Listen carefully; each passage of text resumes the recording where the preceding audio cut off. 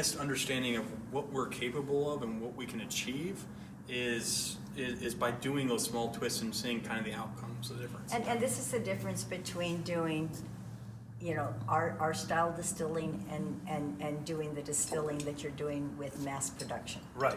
You can't do that with it. Yeah, because people expect a certain product there. That's right. And so we have different, and so I think this is maybe the window where small distilleries can make a difference. Especially in Texas, I feel like there's a lot of creativity going on here, right? So people are doing unusual things to stand out. I agree, because at the end of the day, if you're just trying to copy what's going on in Kentucky, they do a phenomenal job at that. Right. They've been doing it for 300 years, yeah. And they know what the heck they're doing with that stuff. And so if you're just trying to create a clone of Makers or trying to create a clone of Buffalo Trace, do you really think you're going to out Buffalo Trace? Yeah, it's not going to happen. No, it's not going to happen, and you're going to end up putting out a product that's not quite the same, not quite as good, and then you're just relying on marketing to sell and do and whatnot. And while that's all good, and you definitely need that, to me, that's less genuine. And trust me, there's plenty of people and brands in the industry that are designed to build up case sales and then sell off because they're just in it. They just want. Depends on who's running it. Yeah. Right. What their end goal is. But they're different. They're not interested in what the nuances are on temperature and everything else. They're just like, we want a product, we want to get the case sales out, and then we want out of the industry. Yeah. And Where do you see the Texas whiskey industry going, since it's in its infancy, but it's exploding right now with the launch of the Texas Whiskey Association and the Texas Whiskey Trail? I think you're just now starting to see whiskeys starting to get aged up to the point where they're going to be, while there's been some standouts in the past, Balcones and Bears and those guys. I think you're now just starting to see where even with those guys, whiskeys are now starting to get older and older and older, and you're going to start seeing 4, 6, 8-year-old stuff from Texas, right. Where people have learned how to manage that properly and how to deal with where we're at, and you're going to start seeing these really super high quality whiskeys coming out of different regions of the U.S. And I think that's such a beautiful thing, because you have your regions of Scotland. Just wait till you see what starts developing here. Right. And I think Texas is going to be kind of like the Campbelltown of the U.S. whiskey market, where there's stuff done in the Southwest. There's stuff done in the Northwest, there's stuff done in Kentucky, Indiana, and the Midwest, and then there's Texas. That'll be its own kind of crazy guys off the corner doing their own thing. Right. That's a little mix, a little bit of everything based on where you're at or what you're really playing with, because everybody's kind of taking on their own kind of area where they're playing around and hanging out. I mean, you've got Andalusia doing some really cool stuff down there that's really different and really fun. You've got Balcones that's got, that really went into the blue corn deep of what blue roasted corn can do, and then started this revolution in single malts and seeing what single malts can do.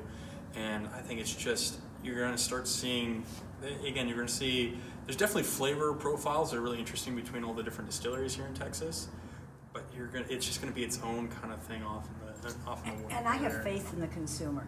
Yeah. I think that we're not going to have to worry about where was it made, where it wasn't, because Texas and those that produce Texas products, people are going to recognize our products and they're going to recognize where we are.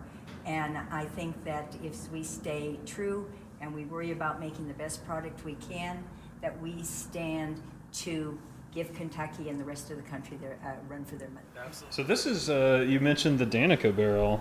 That's it right there. Yeah. So that's Danika. This one's Granger, who's my nephew, and this was barreled on the day he was born. Barrel 105. So amazing. So the plan for these guys is to just sit here as long as. Danika barrel, because we have barrel. This is 1, 5, 6. We got a bunch of the early barrels, and we use for especially the first kind of 3, 4. Where we were doing just like a yellow corn, straight yellow corn, 100% yellow corn mash bill. They're really kind of our guiding lights on like how long can we age product here? Like we want to find the upper limits of what we're doing, how much oak is it getting, and when we find that it's starting to push its boundaries on oak, then that's when we'll pull it ultimately. But interesting. So it's kind of it's you can tell the pace. Exactly. And it's like, people are like, well, you can't really age whiskey 4 years in Texas. Well, I can tell you that guy's not over oaked. Yeah. Now this barrel is sitting in the more center part of our warehouse versus If it was sitting next to the sunshine door over there, 4 years would be a little bit too long, probably. Sure. But that's why you can actually see, why we've started moving up to a little bit bigger barrels. So you can actually see, here's a set right here. It's a good example of seeing, here's a standard 53-gallon barrel versus the 63. So extra bands, but you can actually see they're a little bit bigger. Right. By going with a bigger barrel, you're actually going to reduce the surface area to spirit ratio inside the barrel. So you're going to slow extraction rates. With that, also with bigger barrels, they tend to have a little bit lower angel share out of the barrels. So we can help kind of dissipate some of the loss so we don't end up with a 15% loss a year or something like that. Right. If you do that for 6 to 8 years, you end up with, not a whole lot of whiskey left in the barrel at the end of the day. Yeah, what is your average angel share? Right now, we average between 8 to 10%. It just depends on the year. Hotter years, we generally have a little bit more. Now that the warehouse is it's more full, that's actually getting reduced a little bit because it's helping to insulate it a little bit more inside the warehouse. What do you do with your barrels that you're no longer using? So we actually, the first use is going to be for bourbon. After that, we're going to use it for single malt, for our corn whiskey, or for an American whiskey. After that, generally we're going to be giving them up to a brewery, or sometimes we'll even do a third fill on a barrel. Any collaborations with, I don't know, Crowded Barrel? Yes. Or Yeah, anything you there are can tell things us? happening. Any secrets you can tell us? The first Crowded Barrel collaboration is going to be happening a little bit later this year. Now, hopefully, Daniel can get the labels submitted now that the government's back open. TGB's taking labels again. You've got a few weeks, yeah. Yeah, so we got, we teamed up with 2 other Texas Whiskey Association distilleries, Balcones and Andalusia, to do it's a blended style, Scotch style whiskey. So it's going to have basically our bourbon with some single malt from Balcones and some single malt from Andalusia. And so it's kind of, when you think of a traditional blended Scotch, but this time you're using whiskeys that are intended to be more flavorful, bigger, bolder style whiskeys. So it tastes fantastic. I absolutely love the little experiment that we did, a little blending down in Austin. My brother did with Daniel. And then we had Ty from Andalusia gave the approval, and so did Jared from Balcones. So hopefully that's supposed to be coming aligned with the Texas Whiskey Festival in April. Hopefully. As long as we get the labels and everything through. So if not, it'll be a little bit later this year. That's all going to be going through Crowded Barrel, which is really exciting. And as far as I know, that's the first of its kind, right? It's the first one that's going to be released that I know of. Right.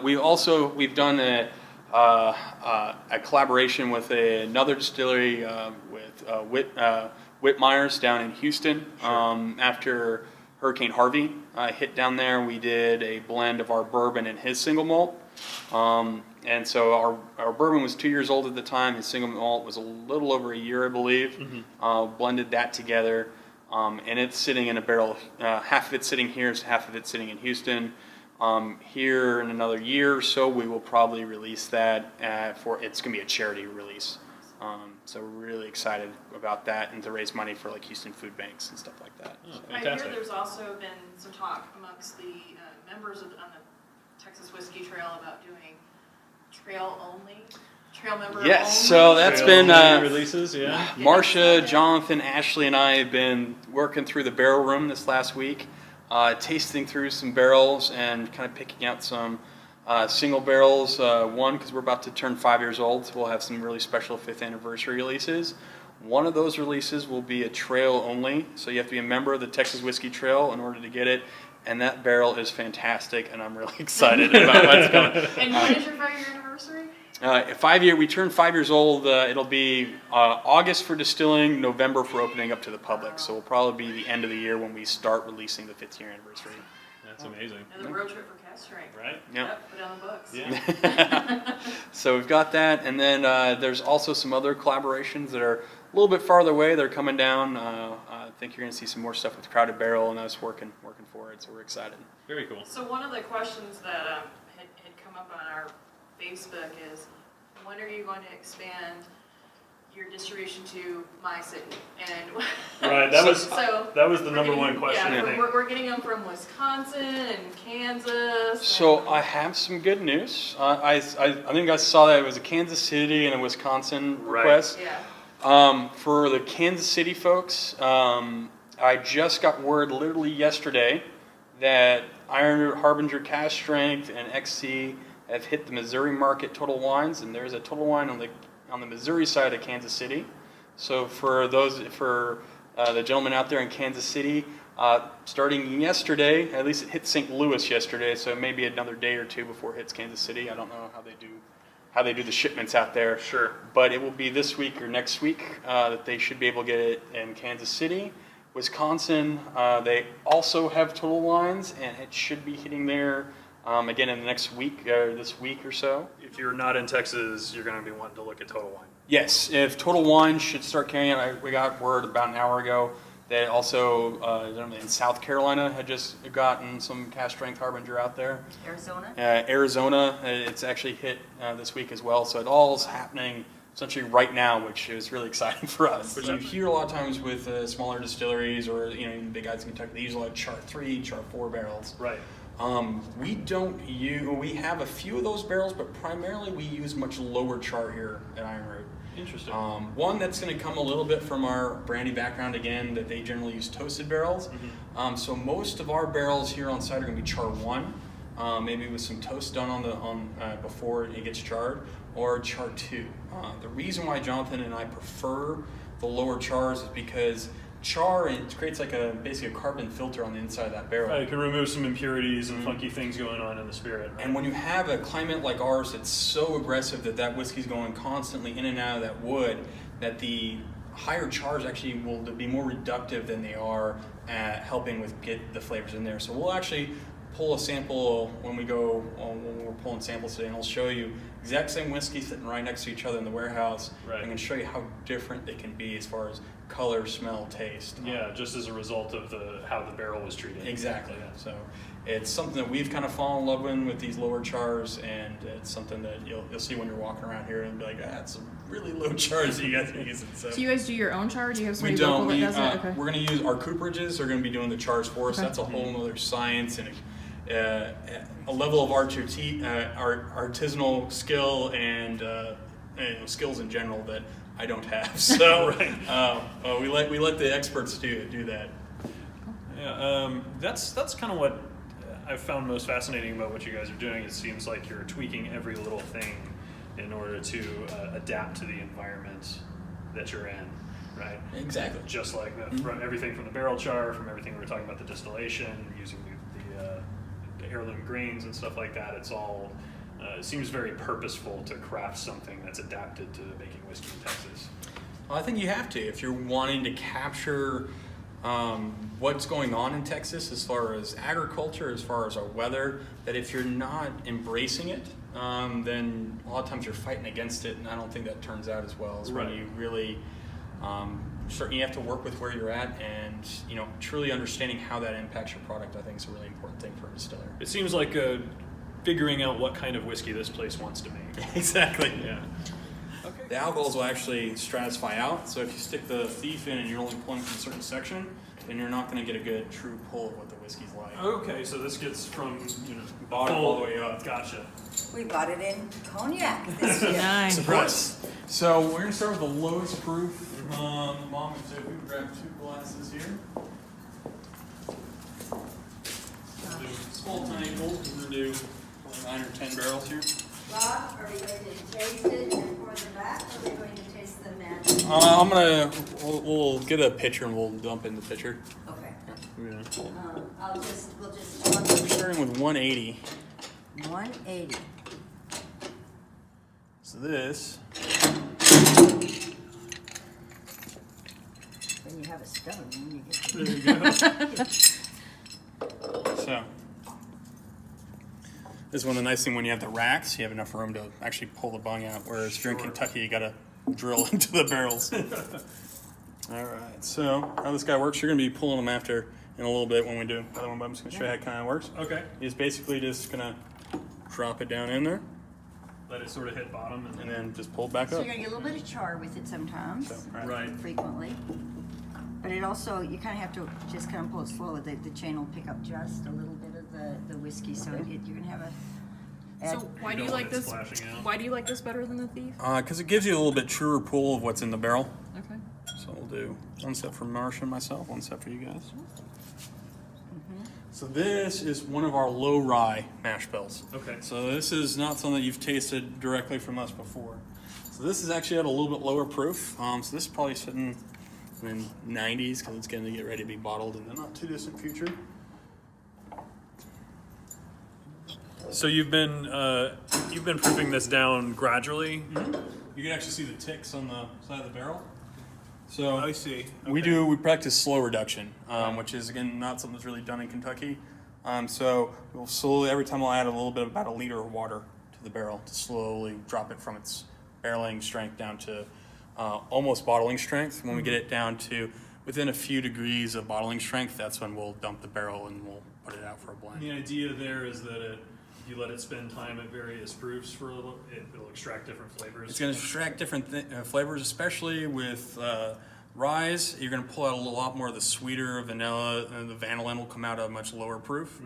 American oak will actually give a little bit more of that kind of coconutty lactones and stuff will come out at the lower proofs as well. So that's And not every barrel will be treated. yeah, the not same way. every barrel will be brought all this down as low. Some of them will be left a little bit higher. It really, as we're tasting, what we think that barrel needs for what we're going to be doing with it. So if it needs to be softened, we'll soften it there. If not, then because once we put a blend together, it generally will take a few months for us to bring it down to its ultimate bottling strength because we want that whiskey to marry together in tank. Sure. So you don't just dump it, get it, bottle it immediately because that agitates whiskey quite a bit. Right. So. That's And it is a chemical reaction, no matter if you're adding water or if you're adding two different whiskeys together. As you change chemicals, you're going to feel the heat. And even sometimes in the blending barrel tanks, you can feel the warmth on the outside When you just drop because. vodka from 190 down to 80, Whoa. the tank will actually Yeah. warm up and it can pop sometimes because it's warming up. wow, really? Yeah. That's heating up. So, So. So how does one get into the distillery business? Because I read that you were a lawyer. I graduated from law school. Instead of taking the bar exam, I like to joke that I went to the bar instead. So I got my JD, and then I had been burnt out of working for law firms and stuff like that. So I just went kind of across the country and started interning and working at different distilleries and taking trips to distilleries and just kind of spent a number of years trying to learn as much as I could about the craft. his first experience was up in Washington. We were on a family reunion. We're from the Montana and Washington, a lot of family up there, and we'd gone and we'd done a bike ride through at the top of the Continental Divide, and we were all out to dinner. And what was next to the Plate Thai restaurant? Dry Fly. And so we wandered into Dry Fly, and you see all of this beautiful copper. And, we're from Butte, Montana, which is, that's where the Copper Kings are from. So they had our attention at the copper. And we had such a great experience there as Robert and his dad and everybody, they're leaving. They're saying, that would be the best job ever. Let's do it when we retire. Well, he retired early from law, from the practice of law. That's fascinating. So you just kind of by chance almost, Uh-huh. you got, it captured your imagination.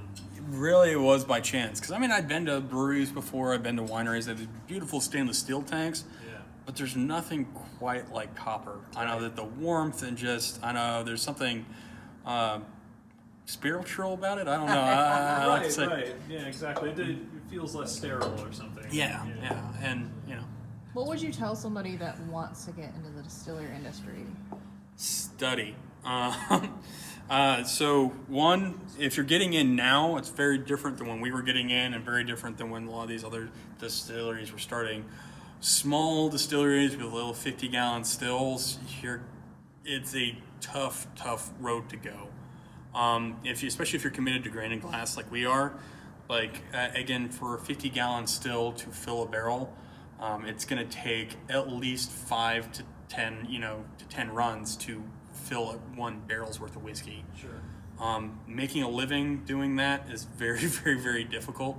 especially when you're doing that, you need to be distilling all day. Well, you also need someone out in the market selling. You need, you have to do social media stuff. You have to do, there's a lot of things that go around with doing the business beyond doing distilling. And I think any distillery to be successful is going to need people that have expertise in a number of different areas, like people that really know blending, people that really know the distilling side, that people really know how to, deal with the government, fill all the government paperwork, because there's no how-to book out there, and how do you fill out reports and do conversions from wine gallons to proof gallons that we need to submit to the federal government and to the state governments.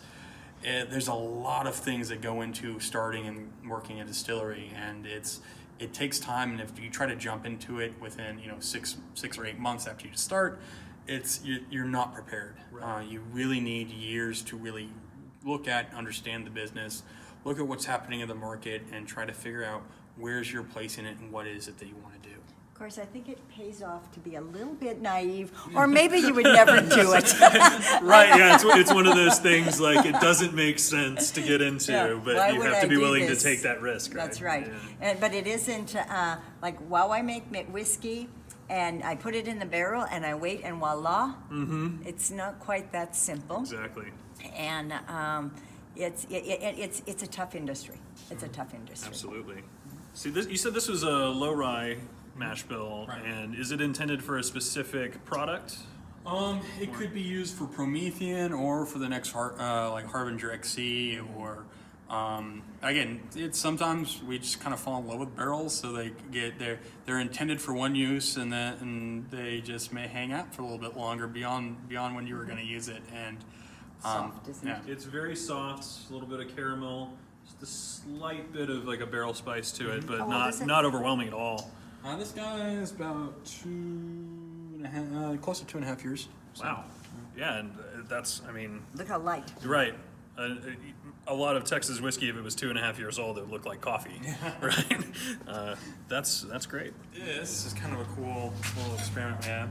So one of the yeasts that we use is a kind of a traditional, not only Scotch yeast, but used in the Caribbean for rum. Okay. So when it gets higher temperature fermentations, you start developing more of some of that kind of Jamaican rum funk a little bit. Okay. So we've done a couple with a little bit higher temperature fermentations. They have, at times, again, I haven't tasted in a while, so I couldn't tell you what it's doing right now. At times, it really shows like a molasses, kind of a little bit of funk to it, which I really love. Oh, yeah. Yeah, that's something that The Jamaican rum punk on the end. people often will discount. The yeast is just there to make alcohol, right? But there's a wide range of flavors can come from just that element, right? So these are some of my favorite barrels in the warehouse, just because they are funky and cool, and just they develop again. And then you're starting to get some oxidative notes that are starting to develop on this one as well, because this guy can, at 2.5 is when you really start seeing the oxidation really start picking up quite a bit in these guys. Has this been proofed down at all?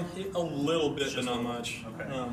Generally, I'll hit them a little bit with water, no matter what they're doing, because At least if they're on the lower. Once he has to haul the No, ladder, yeah. the chance of them getting accidentally proofed down are not happening. so I like a lot with a lot of the French distillery. Like in France, you see a general kind of decline in proof over the years, and I like that. What I want is ultimately when I pull a whiskey out of the barrel, I want to add as little water as possible to it, no matter what product we're making, whether it's 103 proof or 90 proof.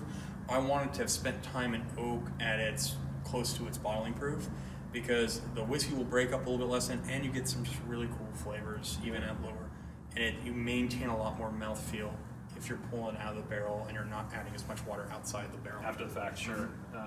Was this the same mash bill as the last one? This is the same mash bill as Hubris. So this Okay. actually, That's this is a an bourbon SPC. version of Hubris, but it's I see. but it's got a little bit higher temperature in the fermentation. So it's gonna have a little bit more. I like the Character finish going. on it. Yeah. That's where you get that rum funk. Absolutely. And those are always good. You know, we call it the end of the distilling season. As we move into the summer, we usually do not distill into June, July, a little bit of August, just because the heat.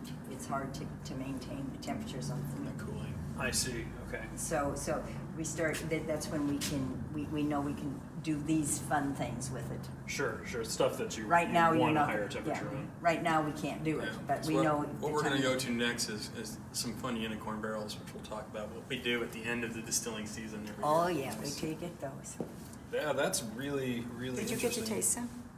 No, I'm working. Here you go. Cheers. Cheers.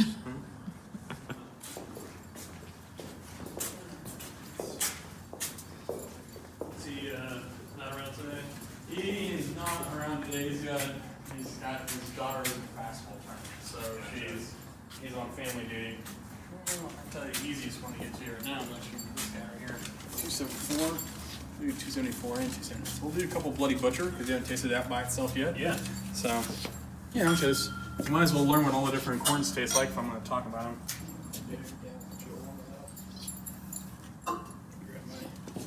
Grab the hammer before I forget where I put it last. Take this thing out. It looks like it could be. This could be like some sort of a weapon in a Quentin Tarantino movie or something, right? And then you drink their blood afterwards. when it Right. comes What's out hilarious of the too blood. that I don't know, like it gives me if anyone's Catholic out there, reminds me they do a little Oh yeah, the incense at Christmas Incense, time. Yeah. That's right. That's right. What's the name of that, Gretchen? You should know. Well, I don't remember. I don't remember. I wasn't a very good Catholic. I refer to myself as ethnically Catholic. So this is yellow corn sort of as a base, and then Bloody Butcher as an accent. Yeah. So.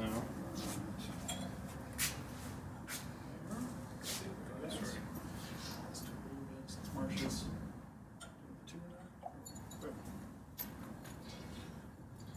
This is Bloody Butcher by itself. Wow. I'm blown away right now that like each one of these has been so incredibly different from the last. And the vast majority of them are it's a 5% different in mash bill. Wow.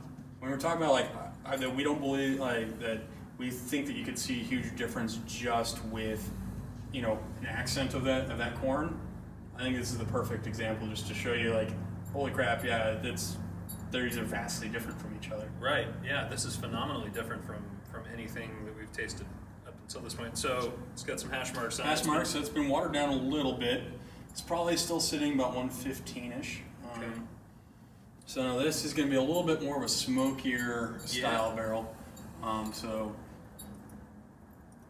especially during the winter, the tannins kind of crash back into the whiskey itself. So generally the whiskey's going to be a little bit drier than what you normally would see, but I really like these. We started using these casks a couple of years ago now to get we wanted a little bit more smoke in the whiskey, and so this is still char 1, but if you do it right, you can get a smoke characteristic that will pop into the whiskey. This absolutely tastes smoky. Mhm. If you told me this had some hardwood smoke in the process or something, I'd believe it. Yeah, it's just the cask. That's incredible. When we're talking about this barrel's bottom row, center of the warehouse. Mm-hmm. This will be 2 years old. Meaning it 2 kind weeks. of experiences the least Yeah, it's going to be very mild comparatively. Yeah.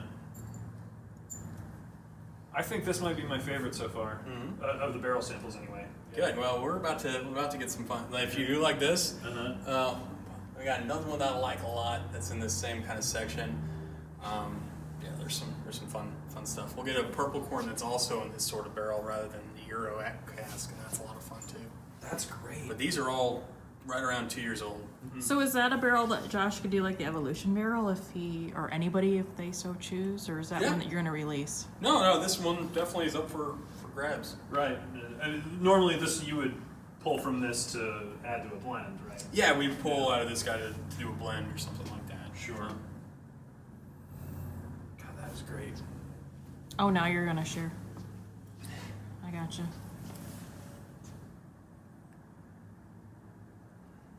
Little glass porn. What do you think? What do you consider comes from the Bloody Butcher corn itself?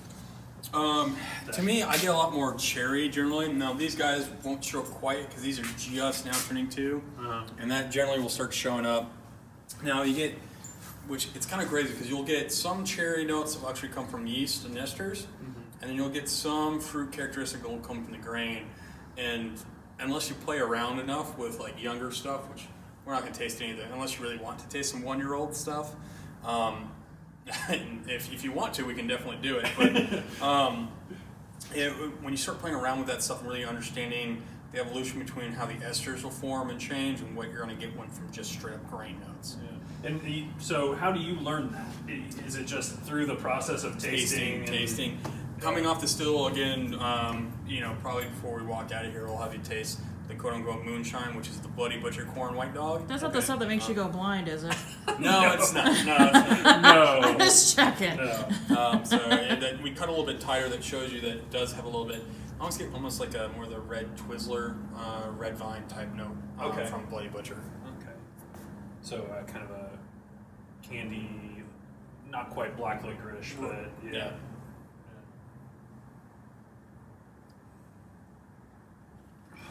Oh, that's great.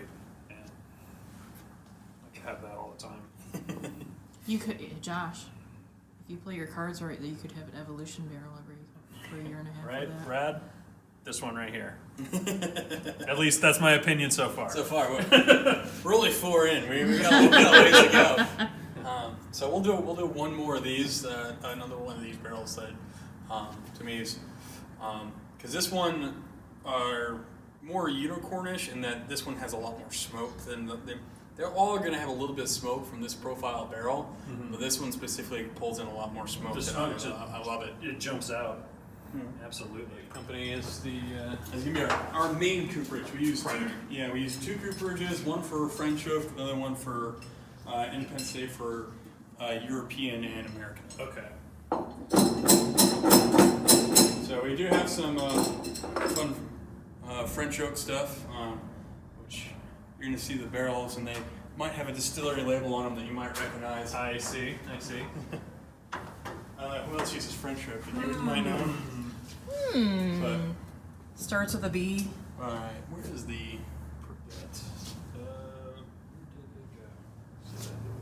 So I asked Brad, "You want to do an evolution barrel?" And he said, "Yes, whatever that means, I'm in." I don't know what that is, but that he sounds literally amazing. said, "Yes, yes, I'm in, whatever that means." Where is Brad? Ottawa, Canada. Yep. There's another kind of fun one of these barrels. So same barrel, but just different mash bill. No, this is the exact same thing. This is just going to show you. I wanted to do 2 different ones. These are kind of some fun versions of this guy. They're not what I call the blenders of the crew. So they're a little bit more unique, bigger, bolder. So this one, my notes from the last time we pulled it. This one's going to be quite a bit fruitier than the other one. Okay. And you'd attribute that just to the differences in the barrel itself. Well, this is going to be I think Bloody Butcher's going to show itself a little bit more on this one. The other one's a little bit more barrel influence. Sure. Which is ironic because it's on the bottom versus the top, which normally top you see a lot more barrel influence, bottom where there's not so much heat. Right. You're going to see less, but this guy, That's incredibly different. yeah, this is the exact same thing. Could not be more different, really. Same run off the still. The exact same distillate. And there's no smoke to that, really. Not in comparison to the other one. No, the other one's way smokier than this one. Interesting. I'd say you get a lot more fruit. I want to just kind of show you. This is what Bloody Butcher, well, that one's a really fun barrel. This one's more Bloody Butcher showing itself. Sure. Yeah. The character of that grain is a little more apparent in this glass. In this glass versus the last one. Yeah. Brad said, "Oh, that would be pretty cool." Oh, describing the Infinity Barrel The evolution barrel. or Infinity Barrel, Evolution Barrel. He actually used an exclamation point, and for anybody that doesn't know Brad, that's like, it's a big thing. It's a big thing when he uses an exclamation point. Yeah. Brad's not excitable. Because we were talking about possibly, because Garrison has like their whole thing, but Single barrel nothing like the programs? evolution though. Yeah. to be able to drink from the same barrel and really truly experience basically Texas seasons over a year and a half. Like that's starting to become a intriguing. thing. Balcones is doing a single barrel program now. Yeah. Garrison's doing it, but nobody's quite doing it in that same concept. No, it's most distilleries will look at that as that's crazy because it's a lot of man hours and effort to do that, and but we're a little bit crazy and a little bit silly. So Yeah.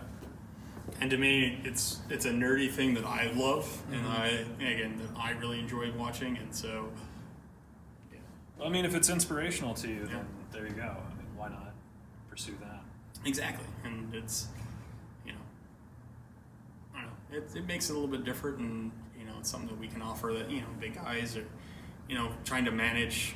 Garrison sells hundreds of single barrels. Could he manage to do hundreds of evolution barrels? No, he can't. Right. It's not possible. But Can we keep the barrel at the end? yeah, How do you track all these kinds of things? Is it just pen and paper, or do you do we've it in got software? we've got a software called Whiskey Systems that we use to track everything. There's software called Whiskey Systems. Interesting. So, Putting that out there. You're not getting paid by them. Maybe you will know. no. Neither am I. I would imagine it's the opposite. Yeah.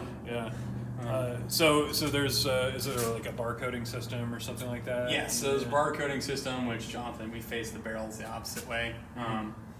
So all the barrels are tracked on that. They're also numbered on here so that when we're on this side, my brother's a little bit ADD, so he likes things to look a certain way. Or not AD, OCD. OCD. So he likes things to look a certain way. Like you notice the barrels, they're tilted all at the same kind of angle. Because it drives him nuts because the side that we usually barcode stuff on is facing inwards because in order to get to the bungs so that we can pull samples and stuff, we have to rotate the barrels a little bit. And the symbol for the distillery is done, so it makes it kind of like, and so it drives him nuts. So we flip the barrels. I see. Okay. Yeah. So we do track the barrels barcode wise, but also all the barrels are numbered, so that's easy for us to just You can look it up. And, know exactly what's going on. Right. So one of these guys will be a 5th year release. Again, this one and the Black Aztec will be the last two probably released.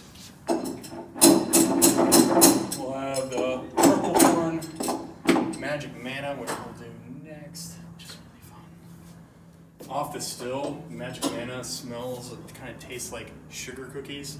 What? It's so good off the still. That's a corn variety as well. Corn varietal, yeah. Okay. But we don't just do corn varietals, we also do rye varietals. Yeah. We've got barley varietals, like there's a purple prairie barley that's really good too. That I don't know if it'll be quite old enough by the time we would do it for a 5th year, but it's something that's really good that's coming. Nice. Single malt's just over a year old now, so it's still got some time. I think our single malt will probably be about 4 years when we release it ultimately. But So, what should I be looking for here in the Oaxacan?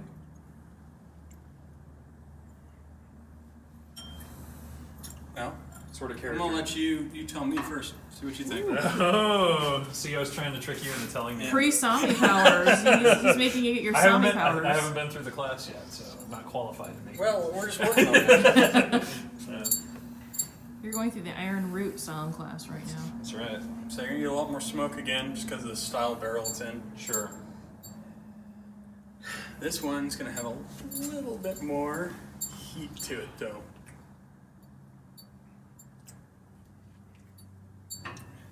And then, so you get more flavor on the back of the palate, so it's kind of hitting you on the back, going through. Yeah, absolutely. So where you got kind of the fruity characteristics from the Bloody Butcher that we were talking about, especially from the one that's the fruity one. This one's going to have a little bit more, again, that chocolate spice to it. It's a little bit calmer now than what it would normally be, but it's going to have a little bit more light kind of cayenne dust to it. I think I need to warm this up a Yeah. little bit or something. This guy, yeah, it's pretty cold. Yeah. Again, especially during the summer, it's going to get a little bit warmer. Right. But this guy, to me, had a lot of richness across the palate. I also get a little bit more hay and those type of notes too. It's a little bit more of a, because it's an older varietal, you get a little bit more grass and hay to it as well. That's what I was going to say is more like a vegetable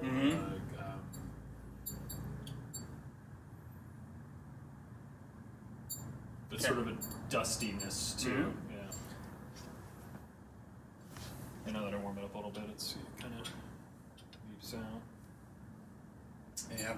Right now you're getting, and that's what's interesting about the older corn varietals. You're getting a lot more vegetal. It sounds terrible, but it's or bad. But it's like hay and new mown hay, and those type of notes are going to be coming a little bit more from the older. But it's also some of the sugars in it are a little bit sweeter, a little bit richer on it as well. Yeah, Scotches at times are described as being musty or earthy and things like that, which that sounds like a negative thing, but in the context of the drink, it's not. Exactly. Yeah. So it's just kind of, I don't know, for me, really discovering what the different corns are about. And Oaxacan Green is one of the oldest varietals, and that's why you're getting more grass-like characteristics out of it, because the farther you go back, the more grass-like the grain actually is. Corn is essentially a grass. Yeah. Right. Yeah. So to me, it's kind of trip back in time a little bit, seeing really what you see. That is, the Bloody Butcher does have a whole lot more of a fruitiness to it, and this really doesn't have that. No, and it won't. And that's why, like, the barrels of it in this warehouse, there's 5 barrels of it. It's our one run experimental that we do, and again, it's really fun. Is it one that we put as a mainstream product? No, it'll be single barrel stuff that we do just kind of for fun off the side. Bloody Butcher, Purple Corn are the main ones, but Right. and as we find really cool stuff, then it becomes like Magic Mana. I enjoyed it so much that we ordered more for this year. So, Nice. So that means next year it'll be going into a local farmer. Will be actually growing and doing stuff for us next year. That's very cool. I So appreciate. you are the true essence of what the Texas Whiskey Association stands for. I like to think so. That's a great way to put that. It's one of those things that we want. For me, it starts, and it's part of, again, the French tradition, that I want what we're doing to have the essence of where we're from. Right. And we may be pulling from influences from other places, and I love that. And I think that keeps things really interesting and really, really different. But one of my big passions is supporting local farming, because if local farming is going away, it's dying off. But being part of something that's helping that resurgence, doing a small scale farming, urban farming. One of the things we'll be doing this year actually is going to be some peach and blackberry brandies from a farm that's literally, from where I live, it's about 3 miles from my house.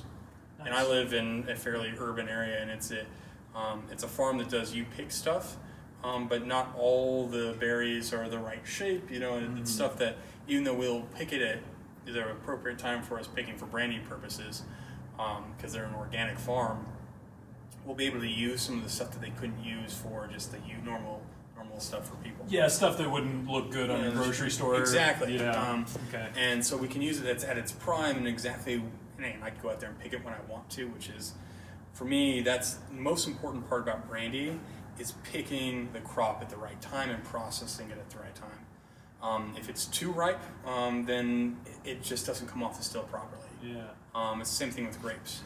So having the direct level of access and control and that relationship, somebody you can literally drive down the road, You can go see, get their agricultural product and say, this is what I want for my whiskey, for my brandy, etc. at exactly this time. That's got to be invaluable for what you guys are trying to do. When you're, again, as I said, when you want to have your fingers on everything, which obviously when you're twisting and slightly adjusting things, having everything in as much control as you can is invaluable. Right. Because then that really will start showing you really what those little tweaks and differences will do. And to me, that's fantastic. Again, if one distillery that you guys should watch out for in Indiana that's not MGP is there's a distillery called French Lick up there, run by Alan Bishop. He is even bigger corn nerd than we are, and we've met him through talking online and doing some different things. He actually breeds corns and has actually bred corns to a certain specificity, and it's really cool to see what he's doing and his knowledge of. he's also one of those people that's taking a lot of brandy techniques and knowledge. He also comes from a long line of moonshining and stuff like that as well, but he takes a lot of these old world techniques and is applying them on whiskey side, which is really exciting. Which for us, we've been able to work with him, and he actually sent us some of his personal breed of corn to make whiskey with. So we actually have some that's called Amanda Palmer. It's over here. It's another one in the warehouse that's probably another year or so away, but it's just really cool stuff. And it's, again, collaboration is one of the most fun things as a distillery. And what we get to do as distillers, start working with people, and because we notice things, we understand things differently than other people because we're a product of where we are and what we're doing. Right. And it's really cool when you start working with other people who, down the guys in Waco at Balcones have very different conditions, and being able to work and talk with, and what do you guys see? And they've actually come up here and distilled with us. And so there's actually a batch of our whiskey that was made distilling with Jared when he was here on site. And Winston and everybody, and so it's doing stuff like that is such a cool thing to have to be able to do. There definitely seems to be like a collaborative spirit, A brotherhood. Yeah. It's interesting you say a distillery in Indiana that's not MGP. Yeah. He has to suffer that all the time, right? Like if it says distilled in Indiana, people make that assumption, right? Is this MGP? No, and I think it will be highly apparent in his whiskeys, the care and what he does. And right. So again, if you're ever up in the Indiana area, definitely stop by there. So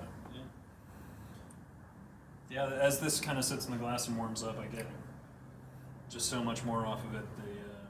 That hay and grassy, earthy type notes. That's just incredible.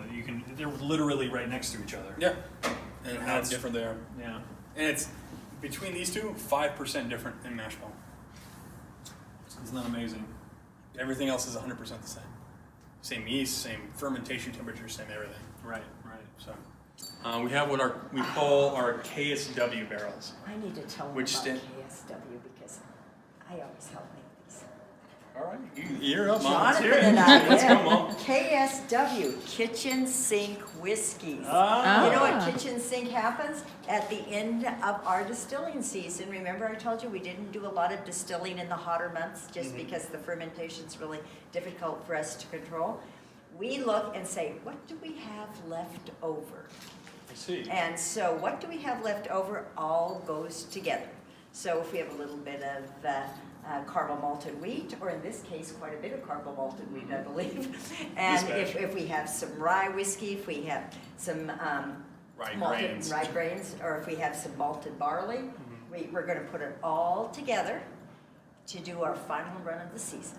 And so kitchen sink whiskey is the final run of the season. So every time we do this, it's completely different because it just depends on. It's just left up to chance. Yeah, it's left up to chance of, and generally it's like 10, 15 pounds of this, 60 pounds of that, 10 pounds of this. We always keep track of exactly what's in it, but it's something weird and different. And so this one has a caramel malted wheat, it had a little bit of Greenville Hocken corn in it.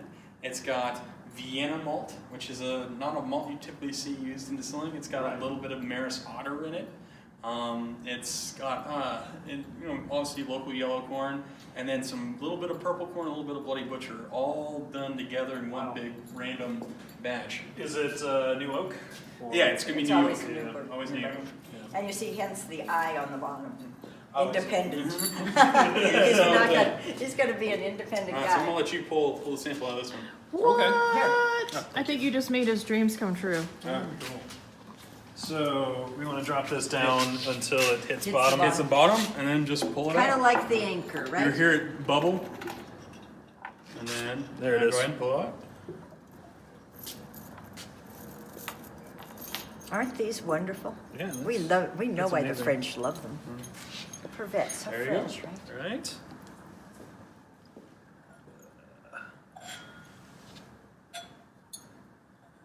Great job. There we Just go. pour the. The remainder back. Fantastic. Yeah, a little bit of char there too. Yeah, and you cheated yourself a little bit. We got to give you a little bit more for the right, for the rights and the lefts. Yeah, Rex would be very upset at you. Yeah, the reverse mooch. Yeah. Well, yes, you have to get back at Rex anyway. That's right.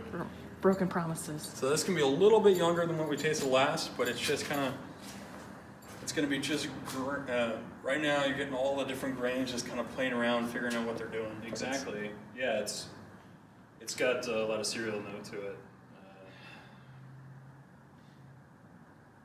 Cherry and all sorts of fun stuff. So what's next for Ironroot in the next year? Oh, wow. Because it's your anniversary, so what's next for Ironroot? So we've got Icarus coming out this year. We will start doing some distillery single barrels at the end of the year, so we'll have the Texas Whiskey Trail exclusive that'll be out. And these are going to be, the single barrels that will be coming out are going to be specialty corns that we haven't released in any whiskeys yet. So it's going to be stuff like Magic Manna, which we're going to taste here in a little bit. Green Oaxacan, Black Aztec corns. I mean, it's... Where do you guys find, is there, there's just trust farmers that specialize in these things, or? I scour the internet. No. We get grain books which actually will have seed, and they'll talk about the different seed. We're looking for corns where they're not just like, this has a great corn character. I'm not interested in that. And Right, like this yeah, week, yeah. I just found a phenomenal farmer, happens to be someplace in Idaho, and he's creating his own varietals. Oh, okay. And he's Hybrid using some between hybriding the blacks and purple corn together. We have, and so we work out, some mutually cooperative activities with them, and so that we're going to be, we want not only what you're finding in the seed corn, we're looking at people, and I'm speaking to him, and he's saying to me, he says, everything on my farm I do by hand. Wow. And he says, now my neighbor next door, if you need more of this specific corn, not saying where we're going, but he's going to use a combine. But he says, right now I do these small amounts, and so right now I'm so excited. I'm waiting for 3 boxes of his corn to show up for us to do some of our experiments with, and really we enjoy. We have Stacy out of he's north of Columbia, Missouri. He does has done a lot of our Bloody Butcher corn. He's in the Amish country. First cut of the blade, the field with the blade, and everything else. And we actually found a farmer locally that's going to start growing the Bloody Butcher for us. So this next year's batch, we grown just south of here in Van Alstyne. Yeah, so when we start using enough of certain corns, that's when more. we find local farmers to grow it for us. Because it's feasible. Yeah, some of them it's not suitable growing conditions, but anything we can get grown locally, we do get grown locally. That's why 95% of what we use comes within 60 miles. So yeah, so it's a priority to support the local agriculture and participate in that. And before we get a farmer to commit to grow several acres of a specialty type of corn, we want to make sure we like it first. Right. So that's first. Generally, we'll find seed, we'll find and test it out, and then from there, if we like it, then we'll move on to the next step of getting a farmer to grow it for us. Our first Bloody Butcher I grew in our gardens in Illinois. Oh wow! And really? we hand planted. She lives in 250. Illinois, so yeah. And when we grew it, the good thing was the farmer next door was on his soybean year, and so we could do the corn, and we did the Bloody Butcher. I think we only got 50 pounds. 50 pounds, and that was our first experiment. But Nancy Fraley can tell from this day the difference between our Missouri Bloody Butcher and our Illinois Bloody Butcher. That's incredible. That's I guess that's what she's known for. Yeah. And I'll tell you what, I bet you the Texas one's going to be quite a bit different than that, too. Sure. So we're excited to see what we get. Fantastic. This is Weird and funky and just... It's like, it keeps changing every time that I And the smell first time you taste get it, it's got, now see, that only has 1 tick on it, so you're going to be looking at a higher proof to get that heat on it. Right. But it's still got some buttery notes from some of the grain. You still get a lot of grain in this guy. That will start fading probably in the next 3 to 4 months, and a lot more of the fruit will start popping through. But it's one of those things that it's kind of a fun, like this. The next one that we did after this one had a lot of rye in it and stuff like that, and it's fun. Yeah, that's it was very grain forward to me at first, but now I'm getting a whole lot, even as it just sits in the glass, a lot more fruitiness to it. Be one that you could add some water to and see what you like to. You can give that a try. Oh, I was getting other. Speaking of, just another thing. If you guys are barbecue fans, Yeah. Are we barbecue fans? yes. There's two places. There's one here in Sherman that's really good called Cackle and Oink. It's really good. But there's one down in McKinney that just opened called Local Yokel. It's a little bit more upscale barbecue style place. Fantastic food. But they're actually the ones that did our very first Evolution barrel. Oh, And nice. so that's actually theirs right here.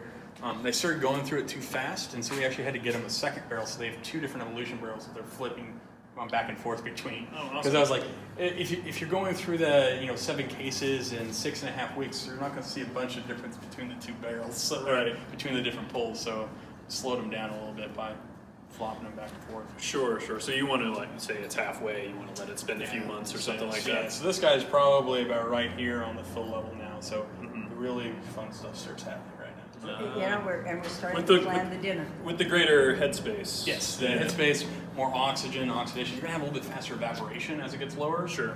But just the oxidative notes really start coming through, which, again, at the very end, we'll taste something that's got a little bit more oxidative character going to it. You can see a little bit more what I'm talking about. But next up, we were gonna do one of the experiments we did early on. I have no idea what we're going to do ultimately with it, but this is one of the most Texas things in the warehouse at the moment. Hey Josh, Yeah. are you in heaven right now? This, I've kind of gotten acclimated to the smell in here now, but every time that we've left and then walked back in, like the smell of the whiskey-soaked wood is just incredible, right? Josh, what are we doing in the barrel warehouse? Where are we? Okay, we're looking at a couple of barrels of their Icarus whiskey, which we tried 2 different ones. This has got some port and then an ex-Isla maturation going on. We tried, what was it, this one down here and then this guy up here, and picked our favorite was this one down at the bottom, a little more peaty. So we're gonna get a bottle out of the barrel now. Just drink whiskey for a bit. Does this mean I'm driving into the hotel? Yeah, probably. Oh crap. So here we go.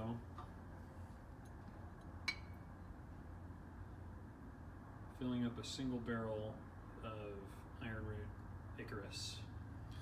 We'll take the proof of it here in a little bit and see how much tax we got to charge.